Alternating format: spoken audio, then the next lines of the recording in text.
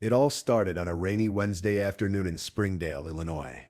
Monica Myers had just gotten home from work when she noticed her 13-year-old son Ethan acting strange, fidgety, too polite, and clutching his backpack like it held the nuclear codes. "Everything okay, bud?" she asked casually. Ethan nodded too quickly. "Yeah, just tired. Gonna do homework." "Right. Homework. That mythical creature." But Monica let it go until later that evening when she found a cracked iPhone sitting under his hoodie on the kitchen table. Not his phone, he didn't even own one.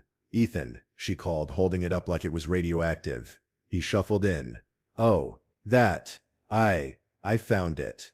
At school. In history class." Monica raised an eyebrow. "And you didn't think to hand it to your teacher?" "I was gonna, but I forgot. I didn't know whose it was." Forgot. Classic. The phone was badly damaged, the back shattered, screen spiderweb. Still, Monica wasn't angry yet. She figured maybe it was a mistake. Kids forget things. Maybe he did just find it. But by morning the story changed. Again, Ethan now said he meant to bring it back to school, but accidentally left it at home. Then he claimed he gave it to a classmate to return. Then the classmate lost it. By Friday the phone was missing entirely. "Where is it now?" Monica asked through clenched teeth. Ethan mumbled something about maybe it got thrown away. That night, Monica didn't sleep. The next morning she dragged Ethan out to the backyard. "Where is it?" "I don't know." She narrowed her eyes. "You're gonna dig until you remember." It took less than 5 minutes. Right beneath the old wooden doghouse, wrapped in a grocery bag and shoved in the dirt, was the phone. Still cracked. Still useless. And suddenly very incriminating. Monica stared at her son like she didn't know him anymore. "Why was the phone buried under the doghouse, Ethan?" He paused, and then barely above a whisper, "I thought I could fix it. I was scared you'd be mad." And just like that, the room between them filled with something far worse than anger, disappointment. She didn't believe him, not entirely, because fixing a phone doesn't require digging a grave for it. And this felt like a cover-up. When your best friend's mom knocks on the door demanding $1,200, the truth isn't just uncomfortable, it's about to ruin every friendship you've got. Narration begins. Tense and sarcastic tone, like a guilty parent recounting a bad dream. By Monday morning, the whispers had started. Apparently the iPhone wasn't just some random lost phone like Ethan claimed. It belonged to Jordan Wexler, Ethan's best friend since 3rd grade. Monica first heard it from a PTA group text. Then, loud and unfiltered, from Jordan's mom, Carrie Wexler, who showed up on Monica's doorstep with heat in her eyes and receipts in her hand. "This your son's doing?" she snapped, waving the AppleCare bill like a weapon. "Because this was brand new. $1,200. Monica blinked. "He said he found it." Carrie scoffed. "And then found a hammer?" No. Monica couldn't believe this. Ethan might be a moody teen with the emotional range of a toaster, but a thief. Still, it explained the guilt, the shifting story, the burial. That night she sat Ethan down again, not yelling, just calm. The calm that only comes when you're seconds from completely losing it. "Ethan," she began, "Jordan says you took his phone out of his bag." "That's not true," he said too fast. "It was just on the desk. I thought someone forgot it."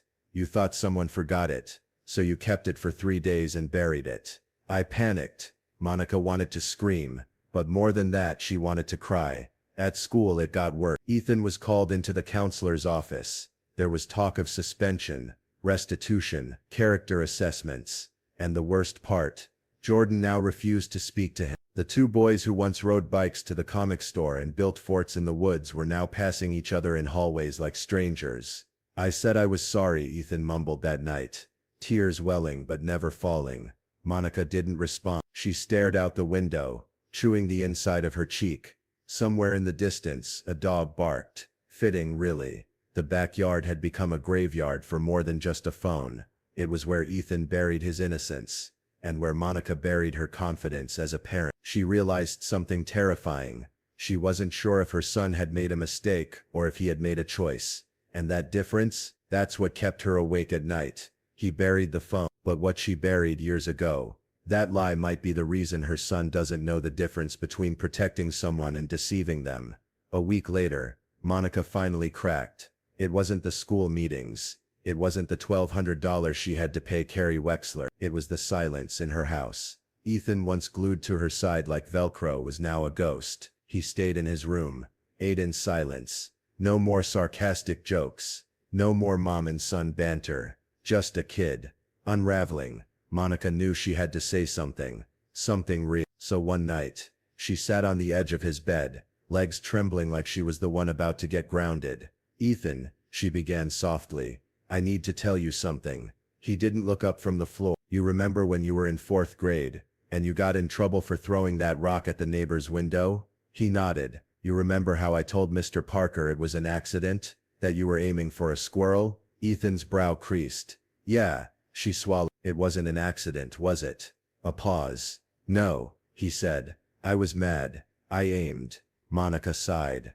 "I lied for you. I thought I was protecting you, but maybe I was teaching you something else." Ethan finally looked at her, and when he spoke, it hit like a brick through glass. "You taught me to lie by example, Mom." She didn't breathe for a full 5 seconds. "That's not fair," she whispered. "Isn't it?" There it was. The sharp, bitter clarity of teenage truth-telling, blunt, unfiltered, and damn near surgical. She wanted to defend herself, explain the nuance, say it was just once, that he was a kid, that she thought she was doing the right thing, but instead, she nodded. "You're right." They sat in silence, 2 people in the same house, finally seeing each other for who they were. By the end of the month, Ethan accepted the school's offer of community service instead of suspension. He apologized, really apologized to Jordan, and paid for half the phone with money from chores and odd jobs. But something had changed. Not just in Ethan, in Monica too. From that day on, honesty wasn't just something she demanded, it was something she modeled. Because the truth is, you don't raise honest kids with clever cover-ups. You raise them with your own courage to admit when you've messed up, even if that courage comes a little too late.